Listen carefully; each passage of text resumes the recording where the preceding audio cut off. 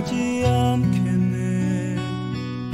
다만 위험을 겁내지 말게 해달라고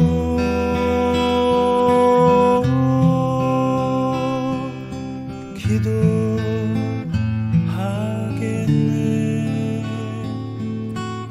나의 고통을 잠재워 달라고 기도하지 않겠네.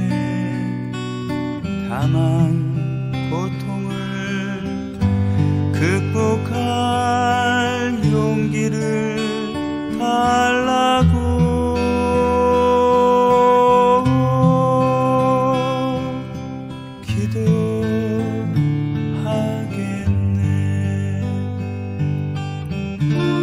나는 인생의 싸움터에서 동조자를 찾기보다 인생과 싸워 이길 힘을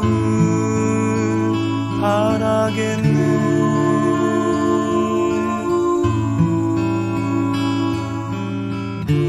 나는 두려움 속에서 구원을 열망하기보다 자유를 얻을 수 있는 인내를 바라겠네.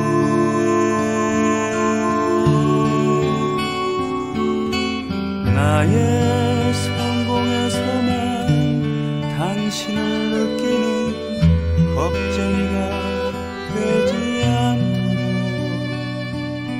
나의 실패에서도 당신의 손길을 느끼며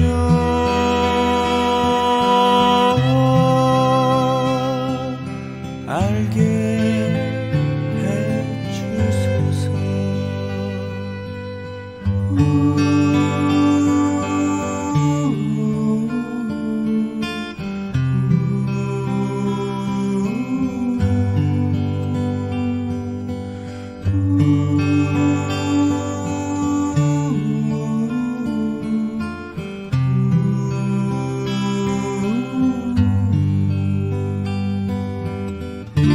나는 인생의 싸움터에서 동조자를 찾기보다 인생과 싸워 이길 힘을 바라겠네.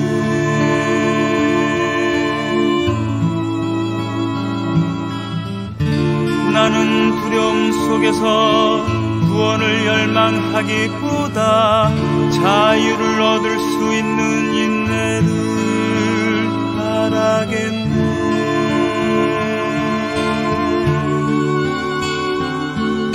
나의 성공에서만 당신을 느끼는 겁쟁이가 되지 않도록 나의 실패에서도 당신의 손길을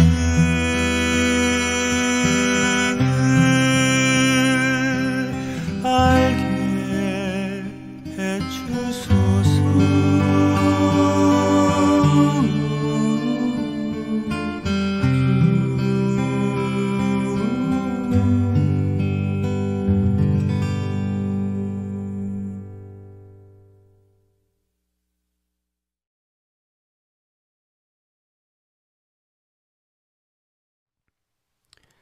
안녕하세요. 노래 만들고 부르는 사람 손병휘입니다. 반갑습니다. 예, 성남민예총에서 준비하는 문예 아카데미 음악편, 음악의 대한민국의 포크와 언더그라운드 저항음악 50년 이야기, 이런 주제로 벌써 오늘이 4회째인데요.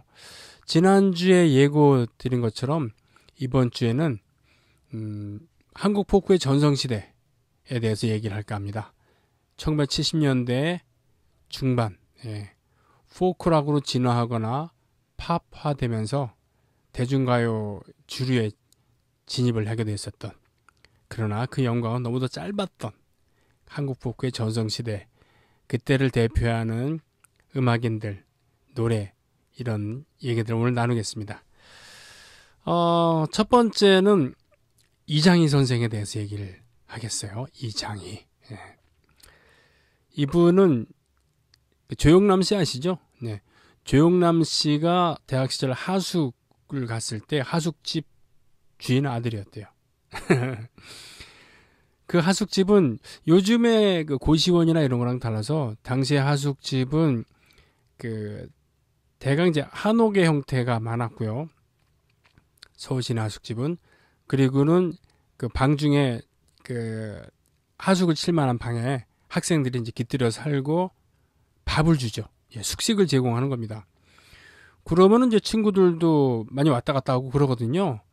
야박하게 친구들 왔다고 밥을 안 주거나 친구들 와서 자는 거 돈 받거나 그러지는 않았거든요. 같이 저 어렵게 사는 처지에 그런 너나들이는 자연스러웠던 그런 거였다고 합니다.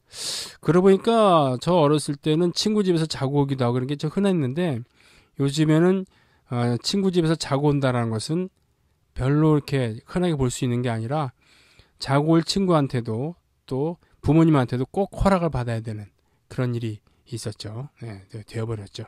아무튼 하숙집도 물론 하숙집 주인은 돈을 벌려고 하는 거긴 하지만 그래도 뭐라 그러나 어렵게 와서 공부를 하려고 하는 학생들 좀 봐주는 것도 있었고 또 챙겨주려 하는 마음 또 다른 하숙집에서 와서 그 친구들이 와서 밥을 먹는다 하더라도 잠을 잔다 하더라도 야박하게 굴진 않았던 그런 시대였다고 하는데 아무튼요 이 하숙집의 주인 아들이 이장희였고 하숙생 중에 조영남 씨가 있었던 겁니다. 그러니 조영남 씨 뭐 가수로 제대로 데뷔하기 전이었겠죠. 예. 데뷔를 했을지도 모르겠는데 아무튼 다 그나물의 그 밥이라고 음악을 하는 그런 어울려 다니는 그런 학생들이 왔다 갔다 했을 거 아닙니까? 그런 영향을 받았겠죠. 예. 이장희 씨는 좀 천재과였던 것 같아요. 바짝 공부를 열심히 해서 성적을 크게 올려서 연세대학교 생물학과에 진학을 했다고 하죠. 그리고서는 이 전공 공부보다는 음악을 하거나 또 음악을 하는 사람들을 이렇게 어울려 지내거나 그랬었다는데 조영남 씨 회상에 따르면 제가 가수를 할 거라는 건 생각도 못했다는 거죠. 노래를 못했다고 한다는 겁니다. 그런데 아무튼 이장희 씨는 뭐라 그러나요? 처음부터 음악을 하는 건 아니었지만 예를 들자면은 그때 음악다방 이런 곳에서 그 중저음의 목소리로 영어로 된 시를 낭송을 하면 그렇게 사람들이 여학생들이 좋아했다고 하죠. 실제로 이장희 씨는 DJ로도 나중에 맹활약을 하게 되는데 이분은 곡을 그 엽서로 오는 지난주에 말씀을 드렸을 때 그땐 DJ들이 참 많았다고 했었죠. 방송국도 DJ가 사연을 읽어주기도 하고 그 사연에 뽑히기 위해서는 한 열흘 정도 텀을 두고 미리 사연을 올리고 신청곡도 올리고 그랬었잖아요. 그런 만큼 그 당시 젊은이들의 생생한 언어들이 엽서에 있었던 것이죠.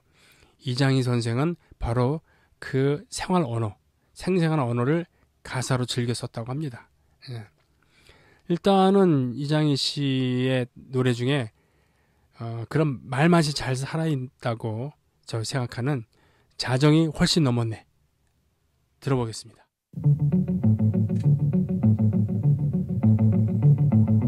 자정이 훨씬 넘었네. 도대체 잠은 안 오네.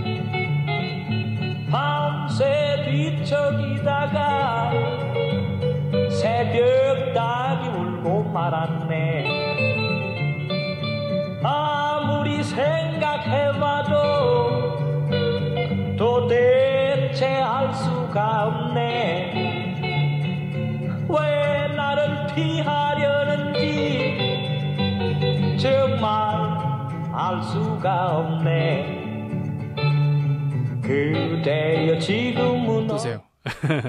그때 통행금지가 있었기 때문에 자정이 넘었다는 것은 보통 심각한 일이 아니었거든요. 친구한테 얘기하듯이 그 당시에 일상어로 이렇게 가사를 쓴 거였죠. 그런 것처럼 그건 너란 노래도 있거든요.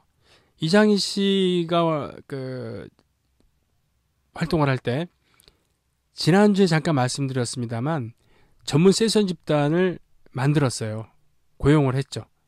그러니까 정확히 얘기하면 자신의 백밴드를 만들었는데 그 백밴드가 나중에 전문 세션 집단이 됐어요. 그게 동방의 빛이라는 그런 밴드였는데 기타의 강근식, 드럼의 배수연, 베이스 기타의 조원익 뭐 이런 분들, 그리고 아마 건반의 이호준 씨. 이호준 씨는 80년대 조용필과 위대한 탄생에서 건반을 연주했었고 친구여 등의 그런 역작을 만들기도 했었던 뮤지션이죠. 그래서 이제 이장희 씨의 그 음원을 들어보면은 상당히 그 수준이 높고 사운드가 깔끔합니다. 예. 이 좀 전에 나 그대에게 모두 드리리 이것도 그렇습니다만 바로 소개할 그건 너도 그렇습니다. 특히 이 동방의 빛은 그 당시로서는 드물었었던 무구 신디사이저, 예, 아날로그 시절의 신디사이저인데요. 그 무구 박사가 발명했던 무구 신디사이저를 도입을 해서 풍부한 건반 사운드를 들려주는 걸로 유명했죠. 그러니까 동방의 빛 이 세션에 투자를 많이 했다고 볼 수도 있겠습니다. 자, 그건 너도 한번 들어보실까요?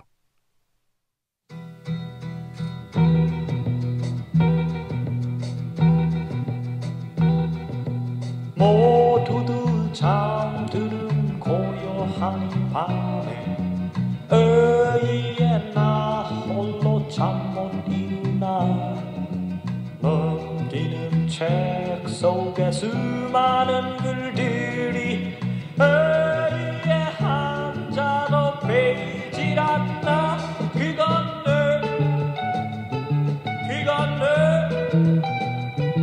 바로 너 때문이야 그건 바로 너 때문이야 언제는 이것도 역시 일기를 쓰는 것처럼 일상어로 이렇게 되었죠. 그건 너 때문이야. 이 노래는 나중에 금지곡 됐습니다. 그건 너 이러면서 사회 불신을 조장했다라는 그런 이유인데 사실은 그건 너 때문이야 하면서 당시 그 독재 정권, 독재 말기로 들어가고 있었던 박정희 정권을 비판한다. 뭐 이런 이유가 있었다고 하죠. 네, 그건 너. 네. 이장희 선생은 사실 뭐 여러분들 세시봉의 팬들이라고 한다면 많이 다 아시겠지만 나중에 활동 금지가 되었을 때 미국으로 이민을 가셔서 거기서 사업으로 크게 성공했죠. 라디오 코리아라는 그런 한인 방송국을 세웠는데 특히 1990년대 초에 LA 폭동 때 바로 이 방송국이 사령탑 구실도 하고 이것저것 뭐 알림이 구실도 하고 그러면서 동포사회에서 큰 신뢰를 주었다고 하죠. 네. 이러면서 그 사업에 성공하는데 이장희 선생의 사업가적인 그런 면모는 미국으로 가기 전에도 있었다고 합니다.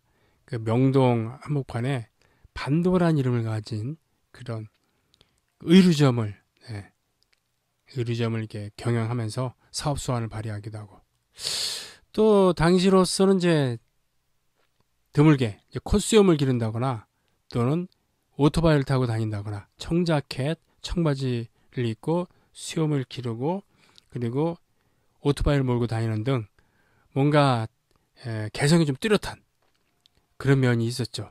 그리고 자신만을 위한 세션 집단을 키우기도 하고 그랬었다고 하죠. 네. 이분의 노래 중에 상당히 무드가 있는 그런 곡. 맞아요. 나 그대에게 모두 드리리를 아직 들려드리지 않았구나. 예. 나 그대에게 모두 드리리를 지금 들려드리겠습니다. 첫 번째로 나눴던 곡은 자정이 훨씬 넘었네.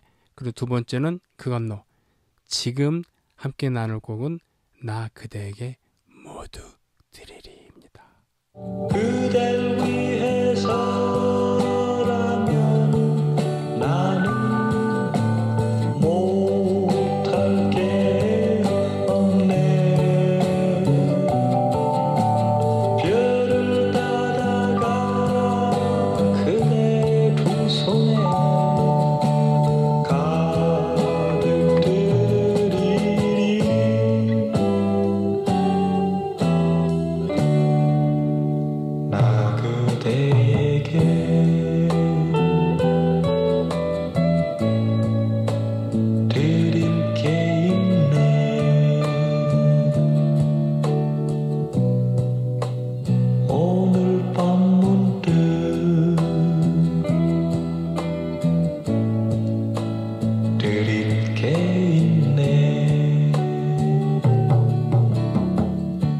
어떠세요?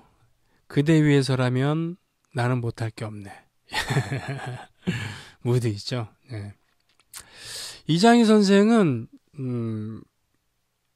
바로 그 대마초 파동으로 활동 정지당한 다음에 그럼 미국으로 이제 떠나게 되죠. 미국으로 떠나기 전에 평소에 잘 알고 지내던 기타리스트에게 이런 얘기를 하죠. 난 네가 뜨는 모습을 보고 싶다. 그러면서 곡을 줍니다. 그 후배 기타리스트가 최고의 그런 연주자들만 구성을 해서 밴드를 만들죠. 그리고 바로 이장희 선생이 준 곡을 녹음을 합니다. 그게 바로 장미 한 송이 이런 노래 또 한동안 뜸했었지. 그렇습니다. 바로 위대한 밴드 사랑과 평화의 산파역을 했던 것이죠. 그리고 그에게 곡을 받은 후배 기타리스트는 무려 최이철 선생입니다. 우리나라의 기타 영웅들 얘기를 할 때 최이철 선생은 절대로 빼서는 안 되는 그런 위대한 분이죠.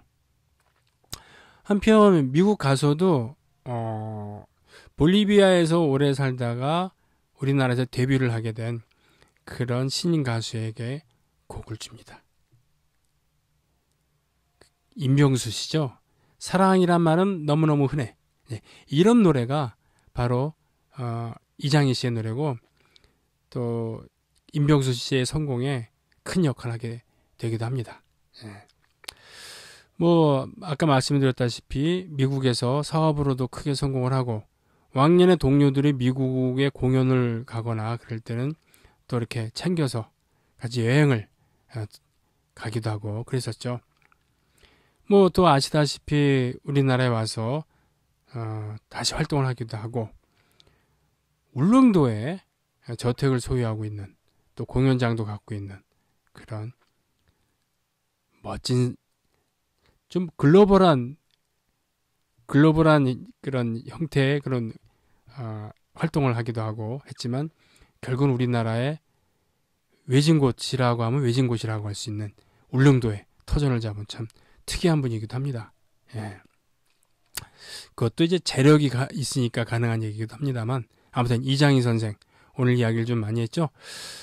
자, 저도 이장희 선생의 노래 한 곡을 하겠습니다. 제가 좋아하는 노래 중에 한 잔의 추억 함께 나누시죠. 여러분들도 같이 불러주세요.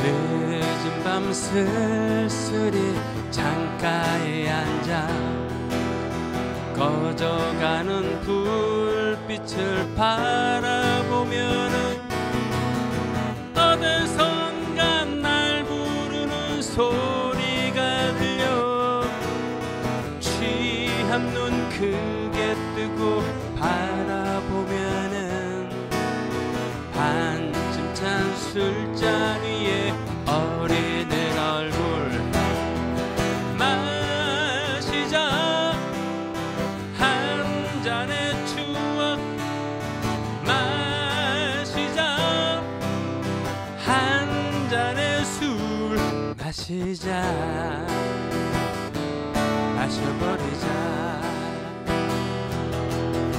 기나긴 겨울밤을 함께 지내며 소리 없는 흐느낌을 서로 달래며 마주치는 술잔 위에 흐르던 사연 흔들리는 불빛 위에 어리는 모습 그리운 그 얼굴을 술잔에 담네 마시자 한 잔의 추억 마시자 한 잔의 술 마시자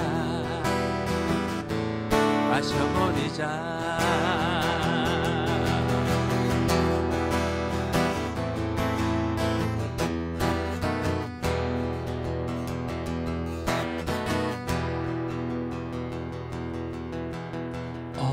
어두운 밤거리에 나 홀로 서서 희미한 가로등을 바라보면은 어디선가 날 부르는 소리가 들려 행여하는 마음에 뒤돌아보면 보이는 건 외로운 내 그림자.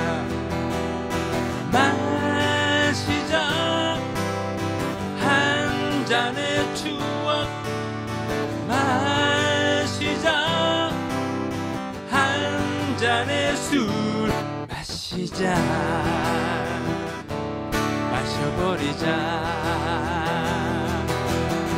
마시자 한 잔의 추억, 마시자 한 잔의 술, 마시자 마셔버리자. 마시자 마셔버리자. 마시자 마셔버리자.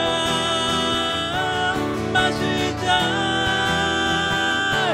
마셔버리자.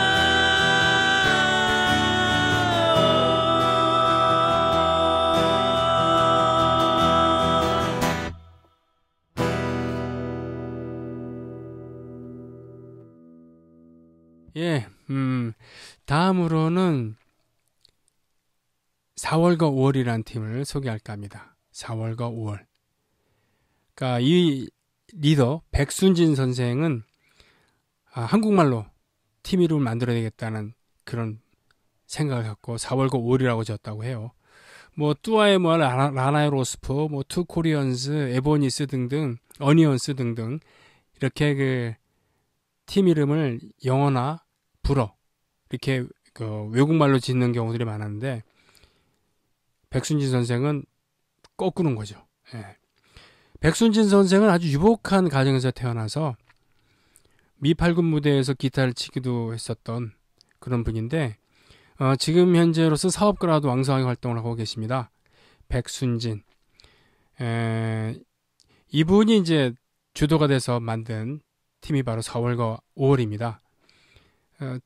이 4월과 5월에는 SM기획의 SM엔터테인먼트의 이수만 씨가 거쳐가기도 했었고 나중에는 김태풍 씨와 가장 오래 활동을 하셨어요. 예. 그리고 이 복고풍, 레트로 열풍으로 4월과 5월이 재결성될 때 그때 김태풍 씨와 다시 호흡을 맞추기도 하고 또 꽤 오랫동안 활동을 중지했을 때는 후배 듀엣인 하야로비에한테 4월과 5월이란 이름을 승계해 주길 부탁해서 한동안 그 하야로비 출신의 4월과 5월이 활동을 하기도 했었습니다. 예. 그 4월과 5월은 당신에게서 꽃내음이 나네요. 네, 이 장미, 네, 이 노래를 히트곡으로 갖고 있기도 하죠. 제가 4월과 5월의 노래 중에 참 뭉클한 감정을 갖고 좋아하는 노래가 하나 있습니다. 제 고등학교 때 같은 그 학교 친구이기도 하고 동아리 활동도 하고 같이 했었던 아주 친한 친구, 이 친구와 즐겨 부르기도 했었던 노래인데요. 등불이란 노래입니다. 한번 들어보시죠.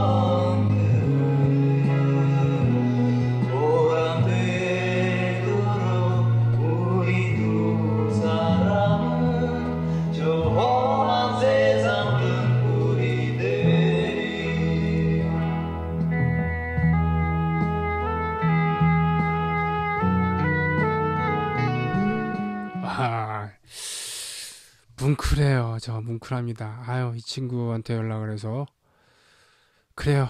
팬데믹 상황이 끝나면은 마스크 벗고서 이 노래를 또 술 한잔 하면서 부를 수 있는 그런 기회를 만들어야 되겠습니다.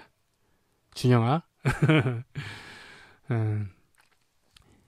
이 4월과 5월 이 백순진 선생은 사실은 동요 작곡가로도 알려져 있어요. 정확히 얘기하면 동요가 아니고 이분이 기획력도 상당히 있어서 그 캐롤 음반을 기획을 하기도 했었거든요. 캐롤. 왜 크리스마스 가까워지면 캐롤 음반 많이 나오잖아요. 그럴 때 캐롤에 모두 외국곡만 있으니까 이분이 직접 쓰신 겁니다. 근데 이게 동요 비슷하게 퍼지기도 하고 그랬었습니다만 원래는 이게 크리스마스 캐롤 음반에 실려있던 곡이죠. 그게 뭐냐면 겨울바람입니다. 손이 시려워 발이 시려워 겨울바람 때문에 이거예요. 손이 꽁꽁꽁꽁 이거. 예, 대단하시죠? 훌륭한 재능을 갖고 계신 그런 4월과 5월 백순진 선생입니다. 이분의 노래 이 팀의 노래 중에 욕심 없는 마음이라는 노래의 가사를 보면은 당시에 그 포크 음악, 통기타 음악을 하는 분들이 어떤 생각을 갖고 있나 엿볼 수가 있거든요. 내가 갖고 싶은 책은 뭐 성경책, 내가 먹고 싶은 것은 구운 옥수수. 욕심 없는 마음이라 탓하지 마라. 사람들아. 예. 작고 소박한 그런 것을 추구하는 그런 마음들, 그 당시 젊은이들, 통기타 가수들의 그런 이상적인 그런 모습이라고 할까요? 그 미국의 히피들과 일맥상통한 부분도 있지만 뭔가 좀 더 모범생스러운 그리고 뭔가 좀 아이스러운 그런 세계관이라고나 할까요? 네, 그렇습니다. 자, 4월과 5월의 얘기를 마치면서 또 제가 또 노래 한 곡을 하겠습니다. 이 4월과 5월은요, 나중에 사실 듀엣이 아니라 밴드를 결성하기도 했었어요. 예. 그렇게 활동을 하기도 했었는데, 그래서 이제 4월과 5월은 포크락적인 사운드가 많습니다. 오늘 처음 함께 얘기했었던 이장희 선생도 통기타라고 하기에는 좀 반주가 많잖아요. 포크락입니다. 포크의 정서에 락적인 그런 리듬, 락적인 그런 반주를 입혔다는 것이죠. 4월과 5월도 마찬가지입니다. 예, 바로 다음 노래 화라는 노래인데요. 이 노래 원곡을 들어보시면은 정말 심플한 깔끔한 그런 포크락을 들으실 수 있어요. 이 화는 사실 사람 이름입니다. 정확히 얘기하면 영화의 화예요.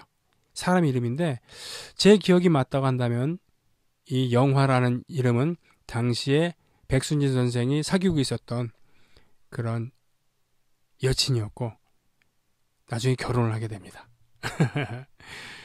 그러니까 철민이를 민 이렇게 부르는 것처럼 당시에는 그 이름 끝자를 부르는 유행이 있었는데 그렇게 해서 화라는 여자에 대해서 그 노래를 부른 것이죠. 여기 보면은 오늘도 젖은 집단 태우듯 또 하루를 보냈다. 와, 이런 표현.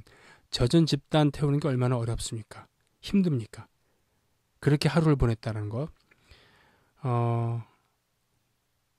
화 이대로 헤어질 수는 없다. 화가 이 세상 끝에 있다면 끝까지 따르리. 그래도 안 되면 화 안 된다. 떠나지 마. 예, 절절한 사랑의 느낌이 있죠?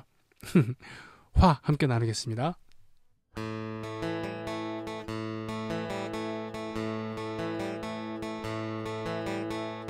너와 맹세한 반지 보며 반지같이 동그란 너의 얼굴 그리며 오늘도 젖은 집단 태우듯 또 하루를 보냈다. 오늘도 젖은 집단 태우듯 너와 맹세한 반지 보며 반지같이 동그란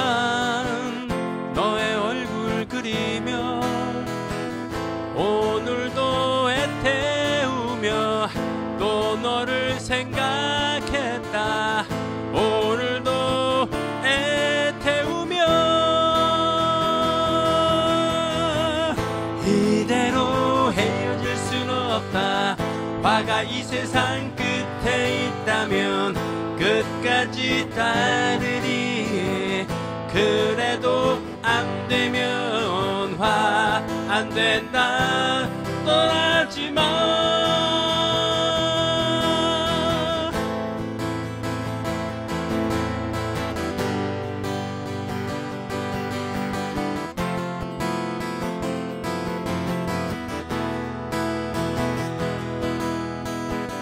너와 맹세한 반지 보면 반지같이 동그란 너의 얼굴 그리며 오늘도 애태우며 또 너를 생각했다.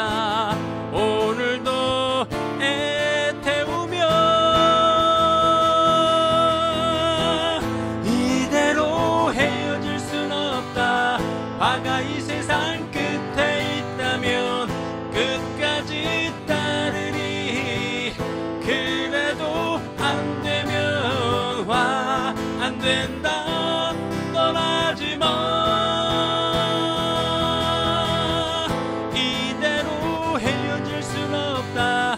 화가 이 세상 끝에 있다면 끝까지 따르리.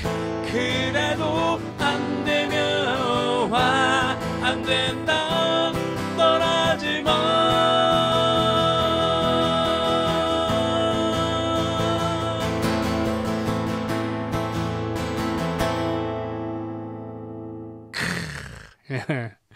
좋죠. 네.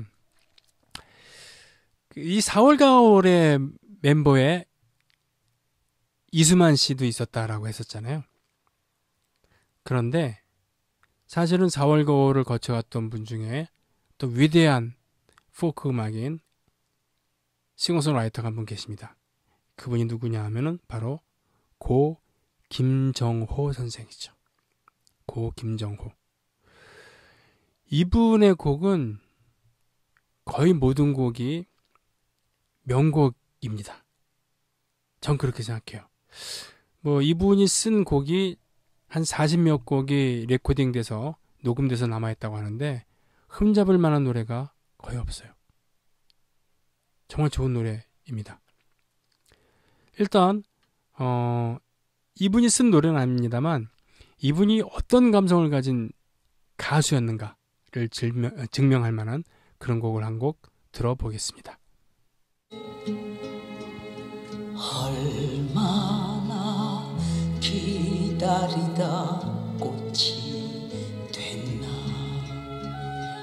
달 밝은 밤이 오면 홀로 피어 쓸쓸히 미소를 띠는 그 이름 닮아지고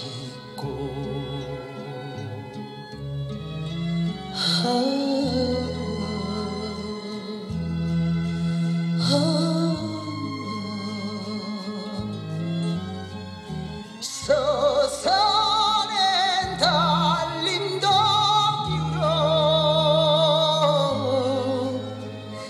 이 노래 잘 아시는지요? 맹인 가수 이용복 선생이 부르기도 했었던 바로 달맞이 꽃입니다. 느끼셨는지 모르지만 김정호 선생의 목소리에는 그 한이라고 보통 얘기를 하잖아요. 정한, 한. 한국인들의 가슴 밑바닥에 있는 그 한의 목소리, 한의 정서가 있습니다. 사실 김정호 선생의 외할아버지는 박동실 명창. 명창이신데 이분이 이제 왜 잘 알려져 있지 않았냐면은 북한으로 가셔서 그렇습니다. 한국 전쟁의 와중에 북한으로 가셔서 활동을 하셨기 때문에 우리 남한에서는 좀 금기시되었던 이름이었죠. 그리고 김정호 선생의 어머니는 여성 국국을 하셨다고 해요. 여성 국국이 뭐냐면 마치 일본의 다카라즈카 극단처럼 모두 여자들이 나와서 배역을 정해서 하는 그런 한국적인 스타일의 뮤지컬이라고 생각하시면 돼요. 예를 들면 이몽룡과 성춘향, 둘 다 여자가 분장을 해서 이 굵은 목소리를 가진 사람이 남자 역할을 하고 그렇지 않은 분이 여자 역할을 하고 또 주요 그 배역들 모든 작은 배역까지 모두 여성들로만 하는 그런 거였거든요. 여성 국국 그게 이제 그때 뭐라 그러나요? 급격히 몰락하고 있었던 지금이라면 우리의 것을 찾아서 하면서 의식적으로 이렇게 많이 띄우기도 했었겠지만 근대화를 이룩하려고 했었던 당시에 우리나라는 전통이라는 것은 뭔가 좀 시대에 뒤떨어진 것이고 전통, 근대로 넘어가는, 현대로 가야 되는, 서구를 추종해야 되는 그런 분위기가 많았기 때문에 여성 국국이 망해가고 있었던 그런 시점이었는데 그래서 그런지 김정호 선생께서는 굉장히 어렵게 컸다고 합니다. 네. 뭐 노숙을 많이 하기도 하셨다 그러고 일화가 있는데 백순진 선생이 바로 4월 5월 활동을 할 때 김정호 선생을 자기 집에 초대해서 밥을 먹는데 고기를 잘 안 드셨다는 거예요. 김정호 선생이 불고기가 반찬에 나왔는데 너 왜 안 먹냐 그랬더니 고기 먹는 것이 익숙하지 않았던 겁니다. 예. 그렇기 때문에 안 먹었다라는 그런 일화가 있죠. 결국은 젊었을 때 그런 성장기에 제대로 건강 관리를 제대로 못해서 그런지 모르지만 김정호 선생은 30대 초반의 나이에 폐결핵으로 타결을 하게 됩니다. 폐결핵으로. 그때 발표됐던 노래가 나중에 김수희 씨가 불러서 유명하게 된 님. 네. 간다 이 노래요. 예. 이 노래 녹음할 때는 정말 너무 건강이 안 좋아서 짧게 끊어서 녹음을 했다고 합니다. 그래서 김정호 선생이 많은 작품을 남긴 건 아닌데 그 곡 하나하나가 모두 보석 같은 그런 노래들이에요. 예. 그 이름 모를 소녀 이런 노래 기억하시는지 모르겠는데 사실 이름 모를 소녀로 스타덤에 오르고 전성기는 한 2년 정도 그 정도의 짧은 전성기를 보내다가 또 역시 대마초 파동으로 사라지게 됩니다. 그리고 그 족쇄가 풀어졌을 땐 이미 건강이 너무 안 좋아서 쉽지 않았던 때였죠.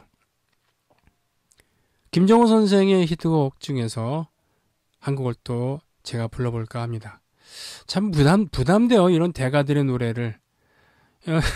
이 강좌가 음악을 듣고 또 부르기도 하는 그런 강좌라서 뭐 부릅니다만 사실 이 유튜브가 아닌 바로 대면으로 이렇게 하게 되면은 영상으로 남을 리도 없고 말이죠. 이렇게 부담이 덜할 텐데 이거 어떡하나 싶습니다. 부담돼서.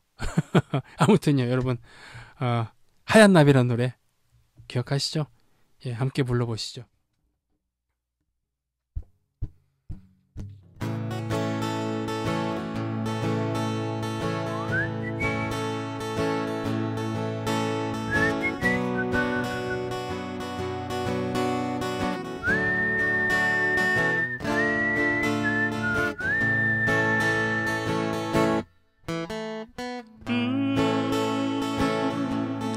생각을 말아요. 지나간 일들을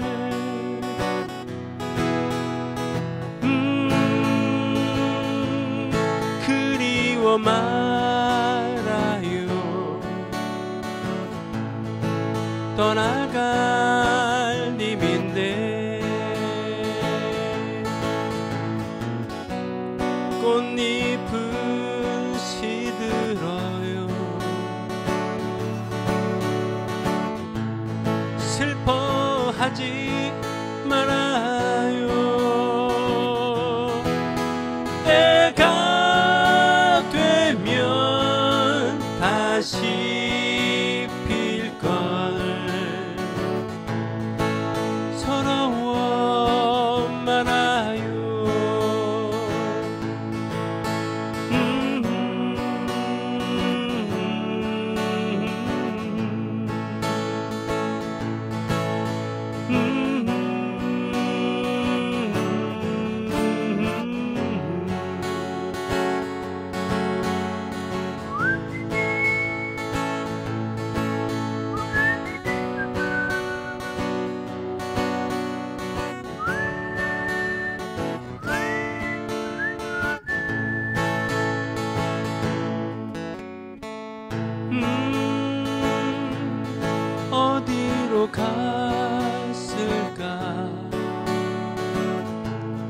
길 잃은 나그네는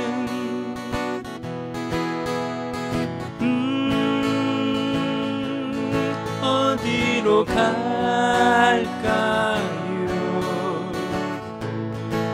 님 찾는 하얀 나비 꽃잎은 시들어요. 슬퍼하지 말아요. 때가 되면 다시 필걸. 서러워 말아요.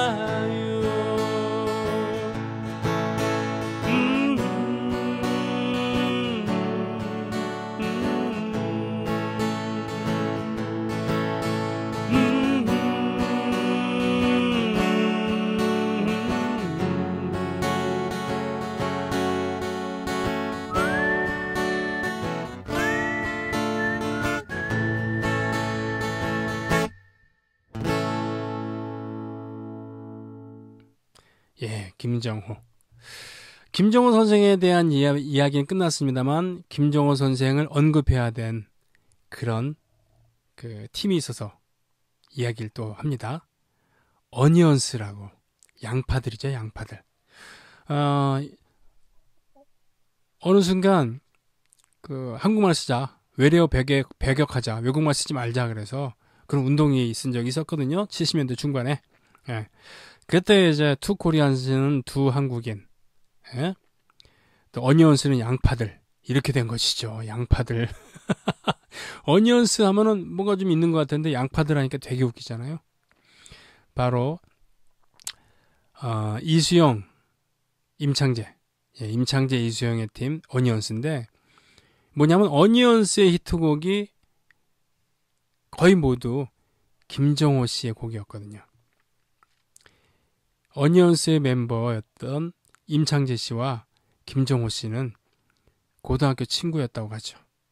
그리고 음악 공부도 같이 하고, 네, 같이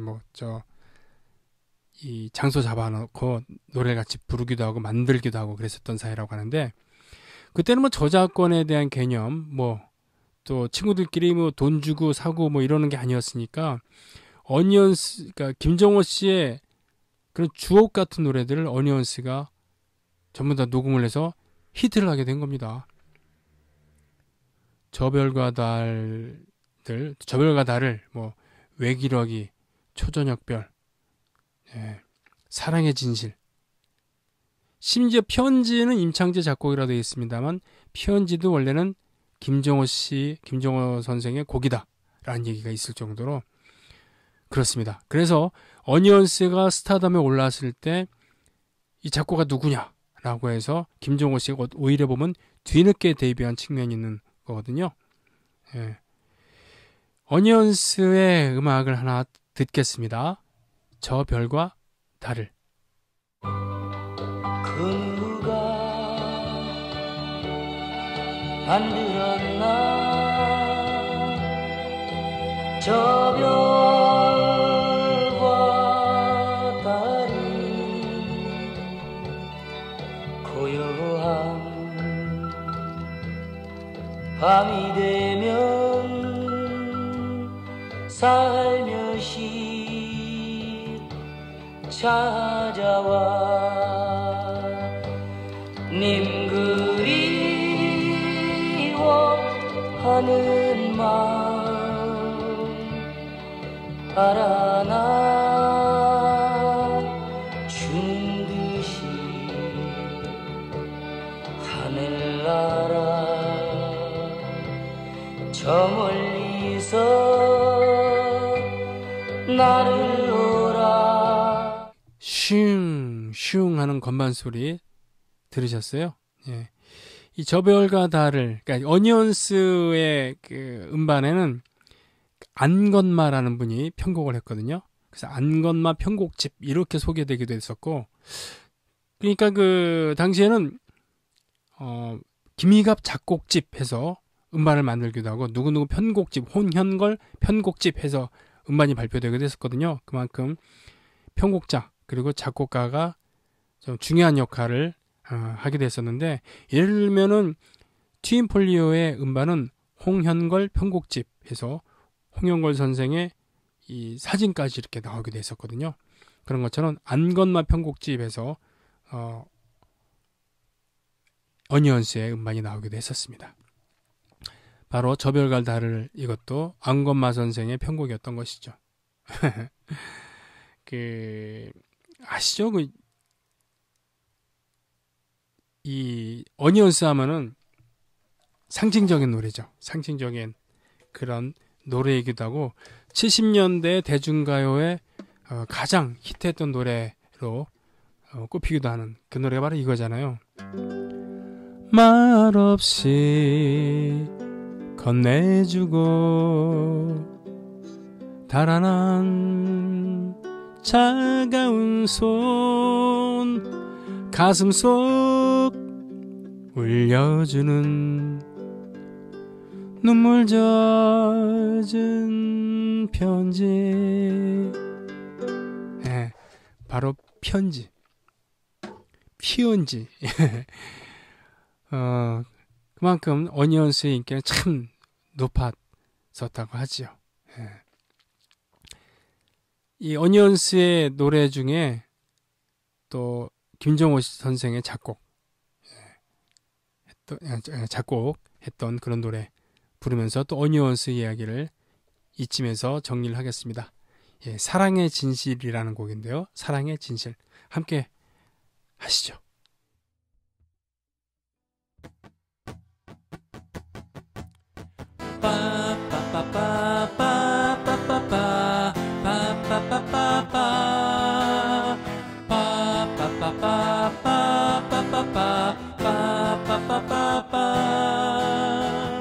꿈속에서 만나던 아름다운 그녀가 나에게 가르쳐준 사랑의 진실.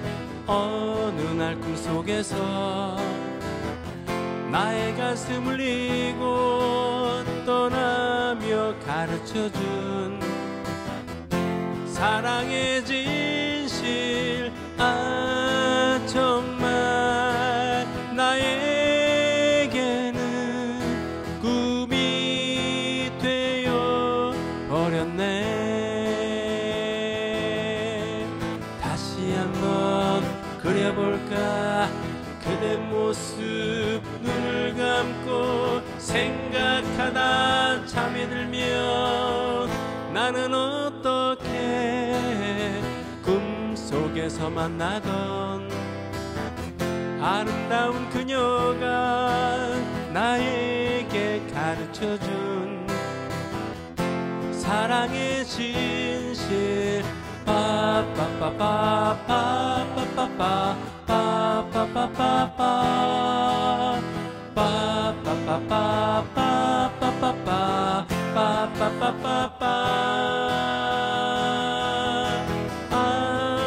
정말 나에게는 꿈이 되어 버렸네. 다시 한번 그려볼까 그대 모습. 눈을 감고 생각하다 잠이 들면 나는 어떻게 꿈속에서 만나던 아름다운 그녀가 나에게 가르쳐준 사랑의 진실.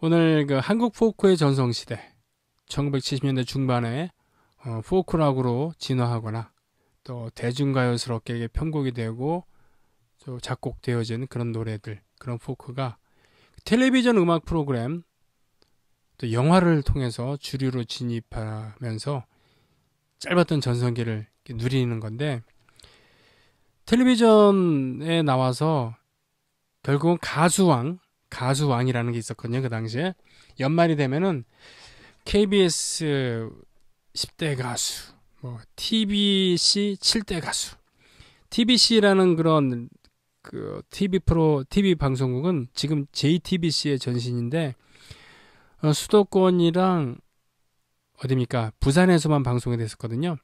근데 채널이 7번이었어요. 아날로그 시대. 그래서 7대 가수였는데 아무튼 가수왕 타이틀을 거머쥐기도 했었던 분이 바로 김세환 씨거든요. 김세환.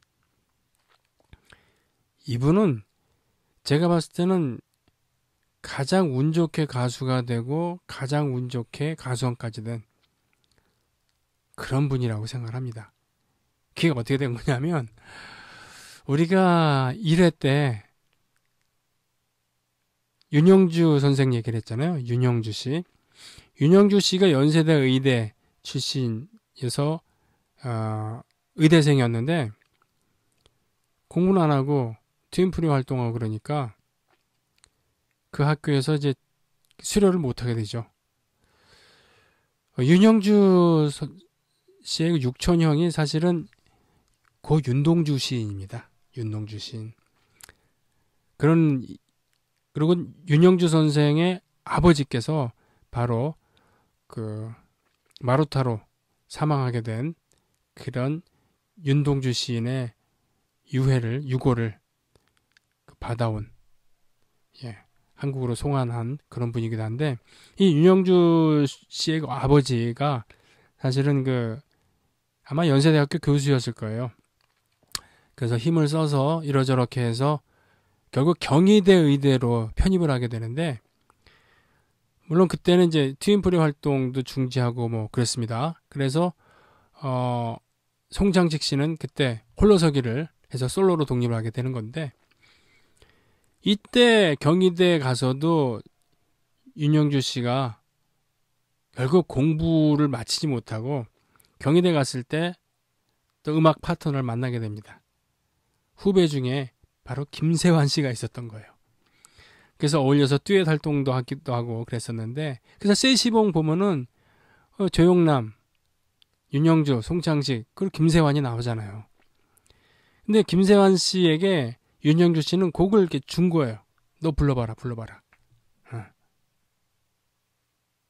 그렇게 해서 이제 사랑하는 마음도 그렇고 좋은 걸 어떻게 길가에 앉아서 좋은 걸 어떻게 그녀가 좋은 걸 그리고 길가에 앉아서 가방을 둘러맨 그 어깨가 아름다워 이런 밝고 명랑하고 건전한 노래들.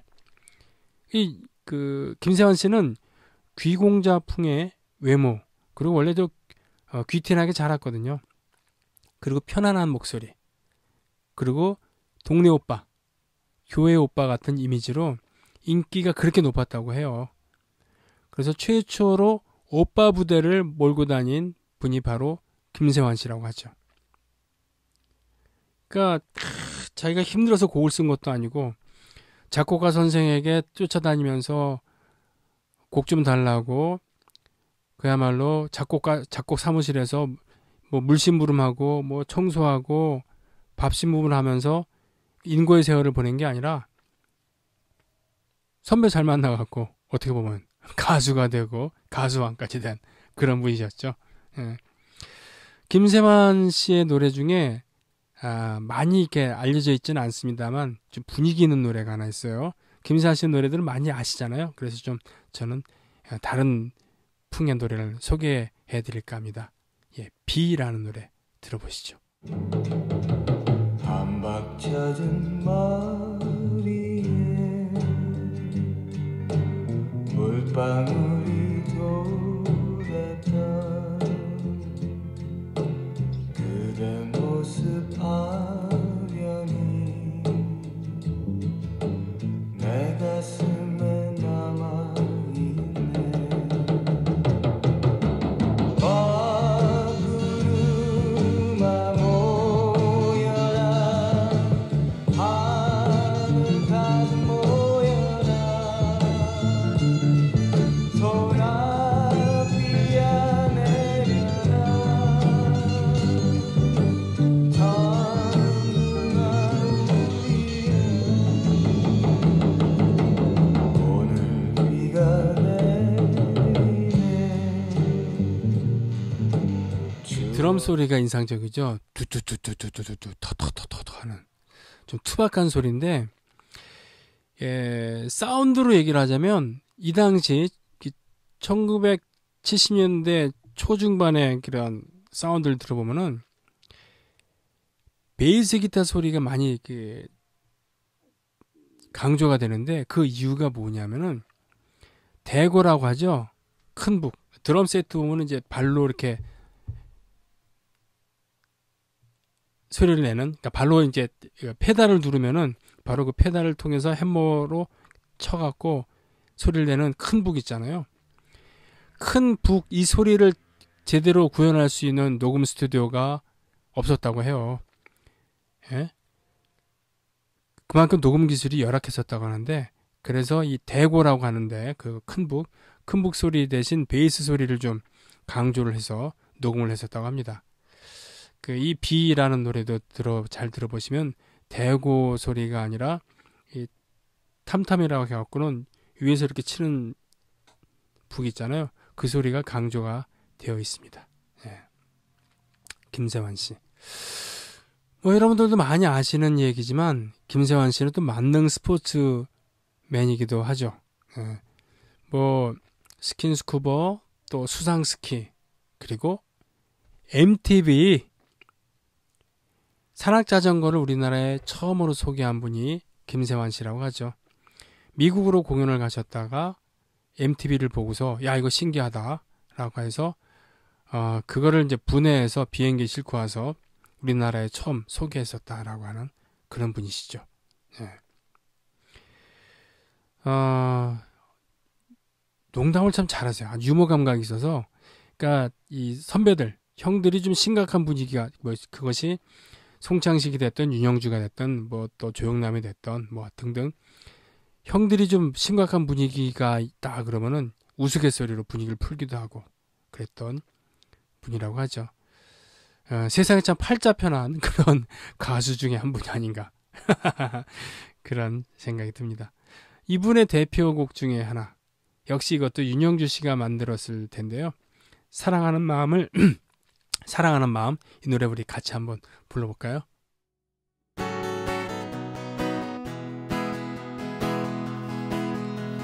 사랑하는 마음보다 더 좋은 건 없을걸.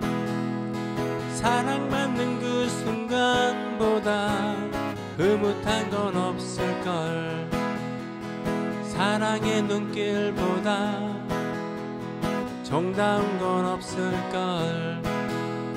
스쳐닿는 그 손끝보다 짜릿한 건 없을걸. 혼자선 알 수 없는 야릇한 기쁨, 천만 번 더 들어도 기분 좋은 말 사랑해. 사랑하는 마음보다 신나는 건 없을걸. 밀려오는 그 마음보다 포근한 건 없을걸.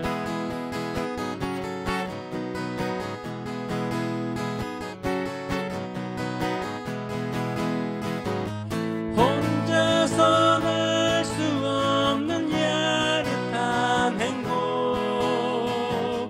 억만 번 더 들어도 기분 좋은 말 사랑해. 사랑하는 마음보다 신나는 건 없을걸. 스쳐닿는 그 손끝보다 짜릿한 건 없을걸. 짜릿한 건 없을걸. 짜릿한 건 없을걸.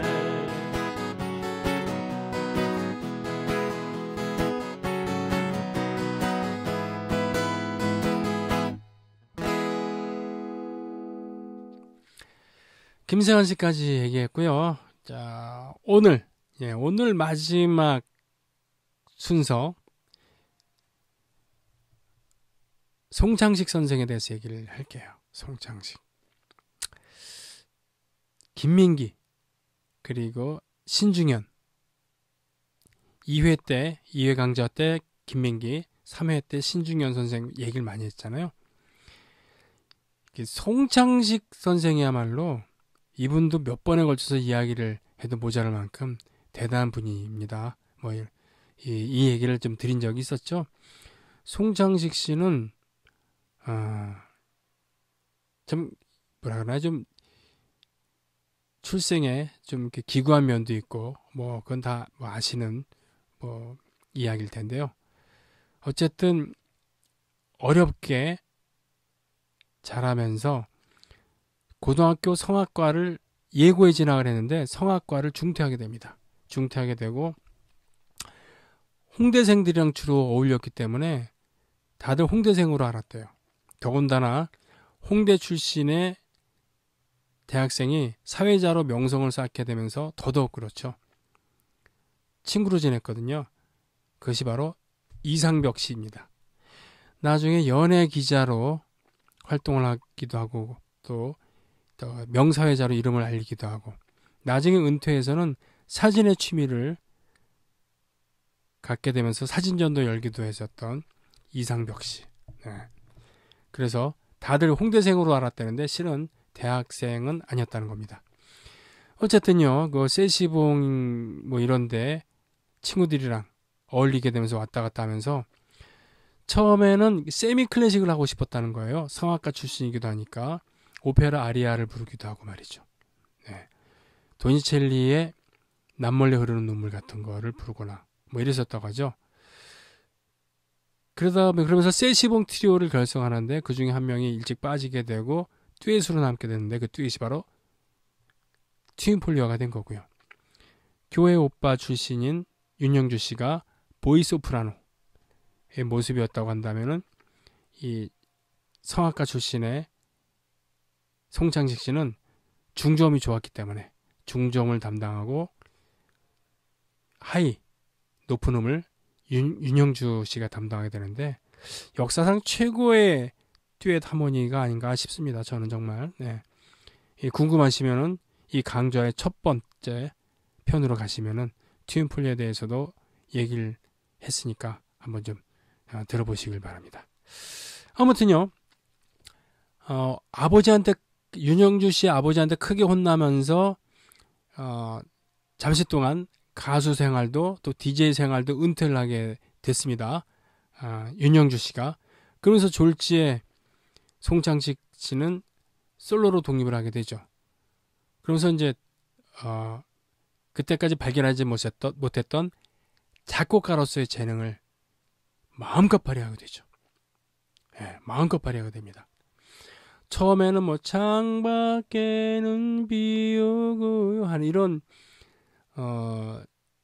원래 자기가 갖고 있었다 하고 싶어 했던 약간 클래시컬하거나 스탠다드 팝스러운 그런 곡을 발표하다가 뭐 피리 부는 사나이 한 번쯤 이런 뭔가 좀 뽕기가 서려 있는 우리 전통적인 느낌도 있는 그런 곡을 발표하기도 하다가 나중에 80년대 들어와서는 뭐 가나다라 같은 그런 엄청 파격적인 곡을 발표하기도 하고 우리는 같은 아주 아름다운 발라드, 담배가게 아가씨 같은 정말 희대의 명곡을 발표하기도 했었던 그런 분이죠. 참 할 얘기가 많은데 송창식 선생의 초창기 곡 중에 제가 참 좋아하는 곡이고 송창식 선생의 노래 중에 덜 알려진 곡이기도 합니다만 고 최인호 소설가의 가사에 곡을 붙인 밤눈이라는 노래가 있어요. 이 노래 같이 한번 들어보실까요?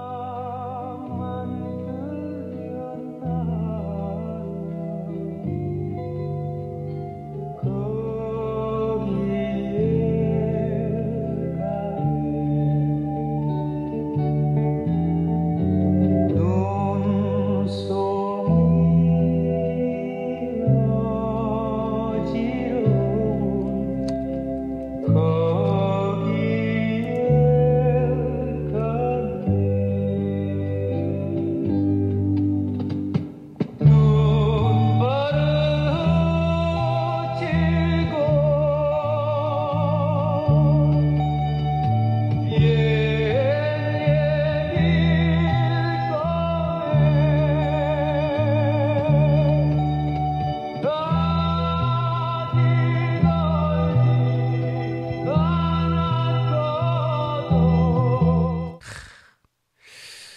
전곡을 들으면 좋겠지만 그래요. 예. 저작권의 문제가 있으니까 다들 1분 내외로 듣습니다. 네, 1분 내로 들어요. 네, 밤눈. 송창식 선생의 그 회고에 따르면 당시에 그러니까 최인호 선생의 인기는 정말 대단했었죠.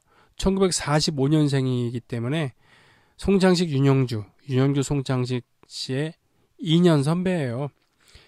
예, 그리고 저 명문 서울고 출신이었고 또 청춘 스타 소설가로서 동시대 청년들을 대변해줬던 그런 청춘 스타였기 때문에 스타성도 있었어요. 그렇기 때문에 이분이 이제 그 가수들한테 내가 곡 좀 한번 써봐라 하면서 이렇게 가사를 이렇게 주었는데 송창식 선생에겐 이 밤눈이 배당이 되었다라고 이렇게 얘기를 하시죠. 곡 참 좋지 않습니까? 아, 좋아요. 예. 젊었으니까 이런 식으로 곡을 썼었지 요즘에는 이런 식으로 곡을 안 쓴다라고 이렇게 했지만 참 좋은 곡이라 저는 생각합니다. 뭐 한 번쯤이라든가 피리 부는 사나이, 왜 불러, 뭐 고래사냥 이런 아주 주옥 같은 노래들 다 아시죠? 네. 그래서 뭐 굳이 이렇게 얘기는 하지 않겠습니다. 그래서 또 송창식 선생의 노래 중에 뭐 알려져 있긴 합니다만 그 위대성이라고는 할까요? 이 노래가 얼마나 훌륭한 노래인가를 좀 소개하고 싶어서 말씀을 드리는데요. 새는이라는 노래가 있어요. 새는, 네. 이 노래인데, 이 노래가 훌륭한 건 뭐냐면요. 그, 편곡을 아트락으로 했다는 겁니다. 아트락. 프로그레시브 락이라고 하기도 하고, 아트락이라고도 하는, 애초에는 아트스쿨, 우리식으로 따지면 예고 출신들이 클래식을 배웠지만 락을 좋아하니까 클래식을 접목시켰다라는 그런 느낌이 있는 거거든요. 그래서 진보적인 락이다, 프로그레시브 락이라 그러기도 하고 아트락이기도 락이라는 이름으로 하기도 하는데 뭐 핑크 플로이드, 또 킹 크림슨, 에머슨 레이크 앤 파머 뭐 등등 예스 등등 60년대 말 1970년대 초중반까지 엄청 슈퍼밴드들이 많이 나왔어요. 뭐니 해도 핑크 플로이드가 그중 최고였었습니다만 송창식 선생 이 아트락은 건반이 비중이 높다는 그런 특징이 있어요. 그리고 멜로트론이라는 악기 또는 무구 신디사이저를 폭넓게 활용을 했는데 그래서 밴드 구성이지만 그 교향악단, 오케스트라의 느낌을 주기도 했었던 그런 음악 양식인데 바로 송창식 선생의 새는의 그 후반부의 후주를 들어보면 아 이런 거 그래 맞아 그거야 라는 느낌이 있을 수 있어요. 그래서 그 이 새는의 뒷부분을 한번 들어보실까 합니다.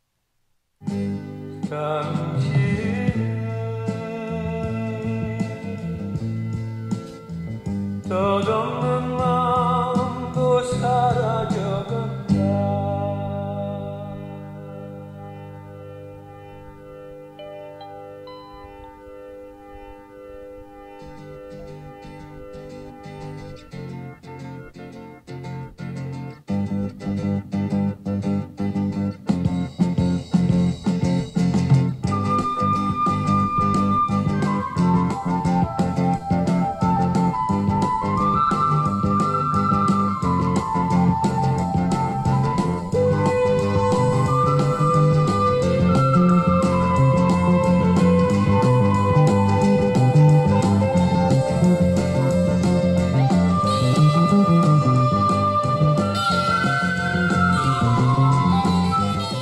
깜짝 놀라면서 야 이렇게 훌륭한 곡이었구나 라고 느끼셨으면 좋겠습니다.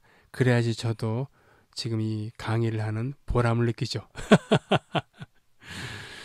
예, 뭐 또 기회가 되면 송창식 선생의 이러저러한 이야기를 곡을 드리기도 싶기도 합니다만 뭐 워낙 송창식 선생은 지금도 왕성하게 활동을 하고 계시고 몇 년 전부터는 또 불세출의 기타리스트 함춘호 선생과 둘이서 이렇게 많이 연주 활동을 하시죠. 네. 뭐 여기저기 뭐 검색하시면 많이 나올 테니까 즐겨주시기 바랍니다. 저는 송장식 선생의 곡 중에서 또 딩동댕 지난 여름이라고 하는 곡을 부르면서 이번 시간을 이렇게 마무리 지을까 합니다. 마무리 지으면서 그 짧았던 한국 포크의 전성시대라고 제가 계속 얘기를 하는데 왜 그렇게 됐나에 대해서 얘기를 하겠습니다. 바로 1975년도에 소위 말하는 대마초 파동. 그 당시 대마초를 피운다는 것은 처벌 근거가 없었던 그런 거였대요.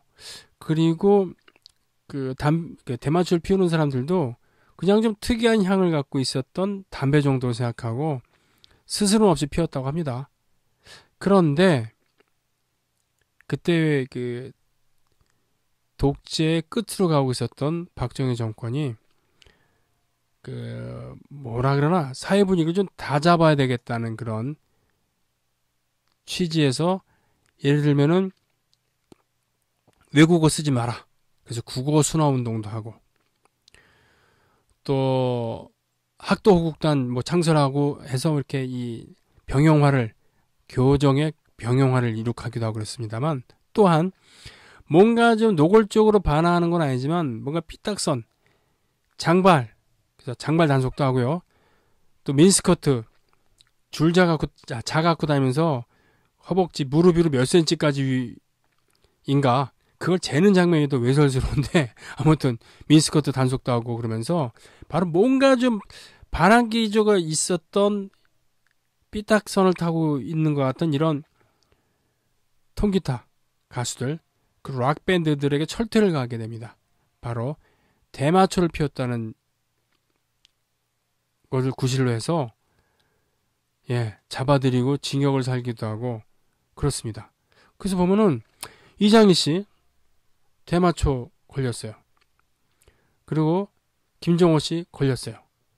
심지어 조용필 선생도 걸렸습니다. 그래서 조용필 선생은 그 이후로 주로 부산에 머물면서 밤업소에 그 출연을 하게 되죠. 그러면서 나중에 전두환 정권 때 다시 그 활동 금지가 풀립니다만 그래서 제2의 고향을 부산으로 생각하고 계셨다고 하죠. 어니언스의 임창재 씨도 대마초. 네. 뭐 다 이랬어요. 송창식 씨는 그때 이제 담배를 안 피웠기 때문에 이분은 그냥 끊임없이 활동을 했었습니다만 그런 경우는 별로 없었다는 겁니다.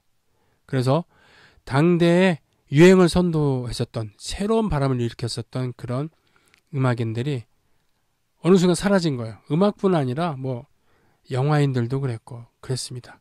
또 문인들 중에서 그런 분들이 있었고 그래서 어떤 결과가 나왔냐면은 1975년 이후에 갑자기 뽕기가 다분 있는 노래들이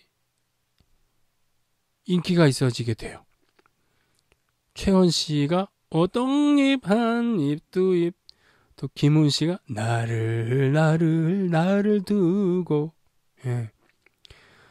또는 뭐 뽕기가 아니더라도 혜은이 씨가 당신은 모르실 거야 이런 걸로 스타덤에 오르기도 하고 그래서 평론가들은 대마초 파동 이후에 몇 년 동안 한국 가요계는 오히려 퇴보했다라고 얘기를 합니다. 또 신중현 선생 같은 경우는 그 신중현 선생은 정말 70년대 초중반의 한국 가요계의 수준은 정말 세계적인 수준이었는데 대마초 파동 때문에 퇴보했다라고 합니다. 사실 일본 가요계가 60년대 70년대에 크게 발전했던 거는 해외 개방을 했거든요. 물론 경제적으로도 발전했기 때문에 해외 스타들이 많이 방일 공연을 하기도 하고 그랬습니다만 개방적인 태도를 유지했기 때문에 크게 발전했는데 대한민국에서는 오히려 퇴폐 풍조 조장이다 뭐 이러면서 대마초다 그러면서 자라난 싹을 짓밟았고 그리고 외국 음악 하지 말아라. 그래서 외국 음악 팝송을 부르더라도 반 이상은 번안해서 불렀어야 됐어요. 그런 식이었으니까 물론 돈이 없어서 부르기도 힘들었었습니다만 그래도 경제 성장을 우리나라도 했었기 때문에 내한 공연을 많이 이렇게 그렇게 하면은 보니까 눈앞에서 보니까 그런 새로운 음악들을 흡수할 수 있잖아요. 근데 정반대의 길을 걸어간 것이죠. 지금에서야 뭐 BTS 등등의 그런 엄청난 슈퍼스타들이 있었지만 그때 독재 정권이 아니었었다 하면은 음악이 더 빠르게 발전할 수 있었을 것이다 라는 그런 아쉬움이 있습니다. 자, 그렇게 해서 짧았지만 화끈했었던 한국 포크의 전성시대에 대한 이야기 오늘 마치고요. 예고해드린 대로 딩동댕 지난 여름 부르면서 오늘 방송 마치겠습니다. 고맙습니다.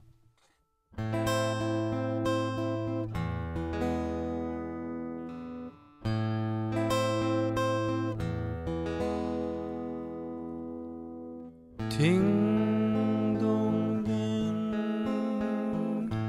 지난 여름 바닷가서 만났던 여인 딩동댕 하고픈 이야기는 많았지만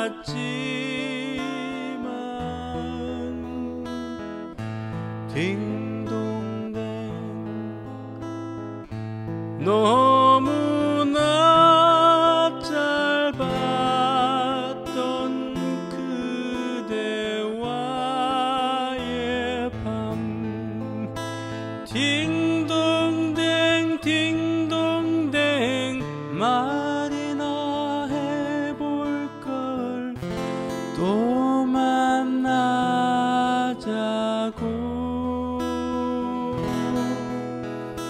딩동댕 딩동댕 여름은 가버렸네 속절도 없이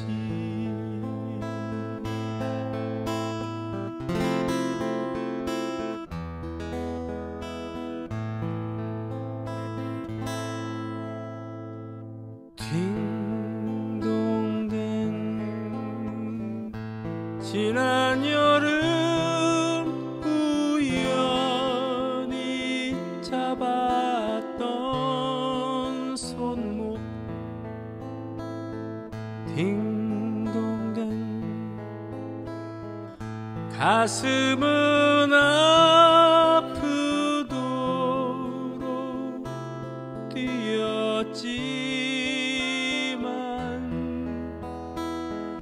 딩동댕 너무나 짧았던 그대와의 밤 딩동댕 딩동댕 말이나 해볼걸 또 만나자고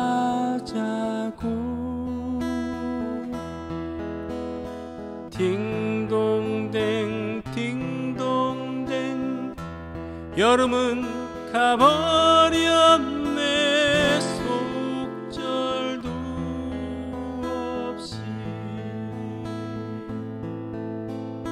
딩동댕 딩동댕 여름은 가버렸네 속절도